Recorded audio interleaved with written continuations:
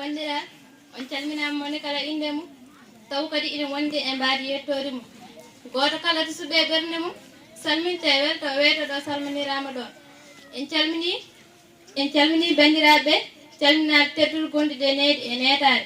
en calmini fedde goomu jangde e gardugol ceerno Mahmoudou Jalali Dina Ba eɗen ñagonomo balɗe juuɗe wondude e cellal duumigal ko noon kadi eɗen calmini ceerno men ceerno Sirif Altan calminali teddude mbiɗa waɗana man ɗo sarɗiyeji lawol tijjani sarɗiyeji lawol tijjani ko nogas e tati sarɗi gadanowo ceerno dokkirowo yataw ko jamirade yamirode sellude jokkodirde ha yetti sekana Ahmad Tijjani ɗiɗi an jaggowo yataw ala hay lawol gotel e laabi waliyaɓe so aɗa joguiɗo a woppat ko tijjani o tan jaggata tati a juurata ko wali gurɗo e maɗe foof mona tijjani en ñuroɗa ko nelaɓe e annabaɓe e musidɓe ma tijjani en koɓe juurugol ngol mbiɗangol ko fibde aɗa ɓeyditoroɓe faade e Allah so tawi ko hormade ɓe teddindeɓe mawnindeɓe ma jokkude e mabɓe ennam ɗum baasi ala hen nayi waktu ji joyi foof a remidirade majjito jama tawde ka gorko so gantu ala joyi a yiɗat Cheikhana Ahmad Tijjani ko ɓuuri neɗɗo ina yiɗa nene mum e bamum ceerno lomtide Cheikhana Ahmad Tijjani rokkuma lawol ko noon jiɗirta ɗum jeegom a hoolata ko hoɗo Allah woni hoolare hoɗo Allah ko nana ɓuuri kalaɗe lawol ngol jaha mbaɗa ɗum hoolare aɗa golla belaɗe fittano ma ala a waɗata noon sa jaggi lawol ngol a ɓeydoto hulde Allah goppa kadi Allah ndewa jamiroje Allah jeeɗiɗa yanata añata Cheikhna Ahmad Tijjani jeetata sa jaggi lawol ngol a ɗumon hen ha mayde a woppata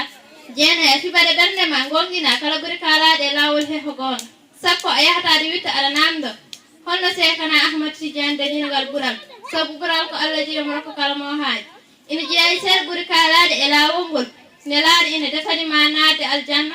ko alda e hasbede e leftede ane nene ma e bamma e ɓiɓɓe ma e isiraɓe ma so tawi ɓe gañani Cheikhna Ahmad Tijjani ɓe jeddanimo sappo e goho a fadata ha dokkeɗa lawol ngol no mbirɗa sappo e ɗiɗi wajife wirdu aljuma wadda ɗuɓe dental tawde ka gorko so gantu ala sappo nokku ina wirde en wiye jatul kamade a jangata ɗum so wona tawa ɗe timmini laɓɗi ndiyam ɗe nayyi goho ɓandu ma ina laaɓi tumci ma ina laaɓi nokkude joɗɗa ɗi ina laaɓi aɗa wonde salligo sappo e nayyi a tikkodirta a taƴodirta hay goto e julɓe ha tengte musidɓe ma tijjaniyankoɓe sappo e joyi haynata wirdu ndu woni hoynude wirdu ndu ko ɗaccude ha waktu mum ɓennede mbirɗa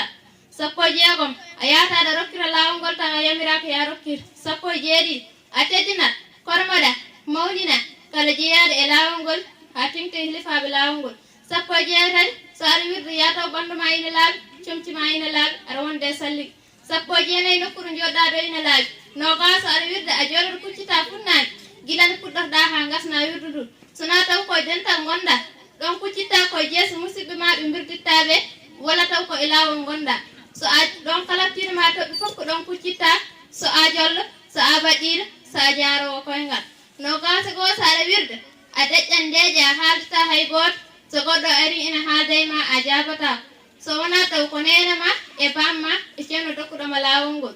debbo ina ɓeydana hen joom galle mum so tawi ko goto e ɓeeɗo nayo haalaɓe goto ari ina haalda e ma